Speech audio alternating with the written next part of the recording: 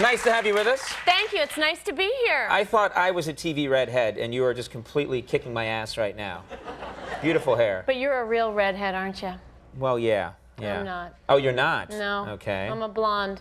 Oh. Oh, there you go. You just decided. So this is something that you decided at one point, I want to be red, and you just stuck with it. Yeah, I had been sort of toying with it, and then when I got cast in Sex and the City, they decided 3 blondes would probably be too much, so. Right. Well, it looks great. Thank It looks you. fantastic. Thank you. I'm going to start actually getting mine that color. Yeah? I'm going to start changing it so that it, every night, so that people tune in just to see. Are you going to style it this way too? You're going to grow it long and style dreadlocks. it this way? I want think, dreadlocks. Oh, that'd be good on you. So maybe it'll just pop.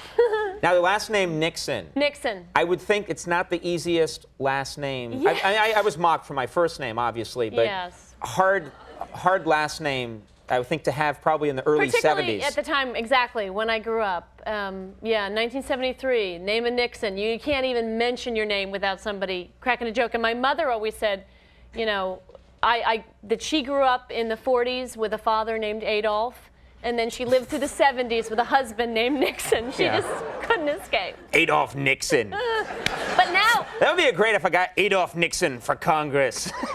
Adolf Mussolini Nixon. Right. You can trust me. Yeah.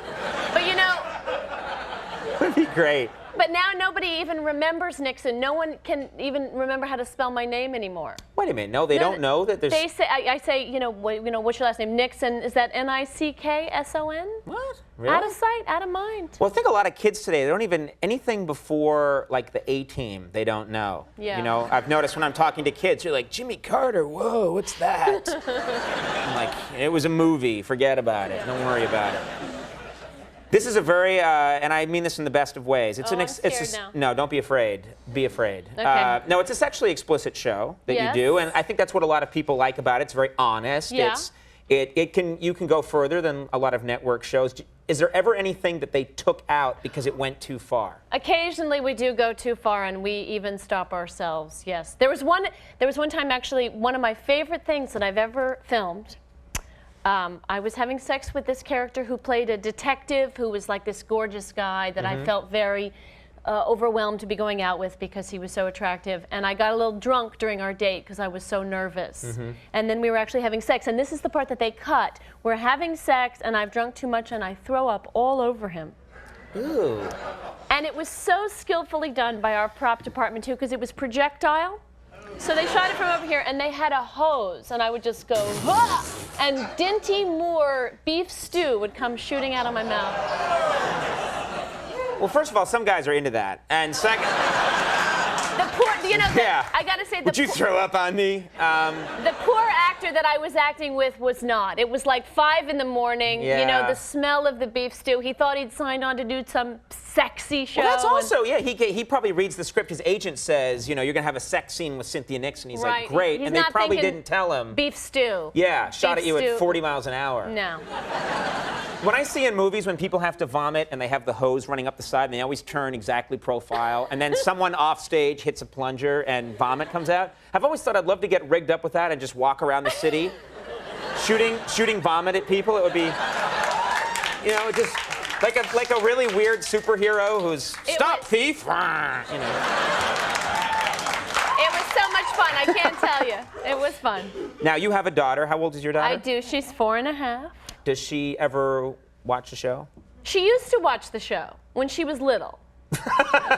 Now she's grown past it. Before she really figured it out, and then it started to bother her. First it started to bother her when I would have sex scenes with men, and then it started to bother her when I would be kissing men on screen, and then it started to bother her when I was speaking to men on screen because she knew where it was going. So right. I haven't shown it to her in a while. That's probably for the best. Yeah. Now, do you yourself watch a lot of television? Are you a television person? I love television. I feel about television the way I feel about candy. I love it. I don't keep it in the house. So I don't have. I have a TV set, but I don't have reception. Right.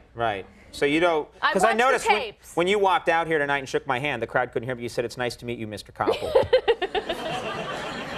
But you don't watch a lot of television, and you think that it's just for the best, right? I love TV. I watched so much television as a child, it's stored up. I don't need to watch any more. Because I got a TV, I'll just watch it all day. Yeah. Well, the other thing is, it must be weird for you because you're in the entertainment business. You have this really hot show. You go to award shows because your show is always up for awards. Yes. How do you know when other people? That's not wood. It's a high-density polymer. I'm always telling people. There you go.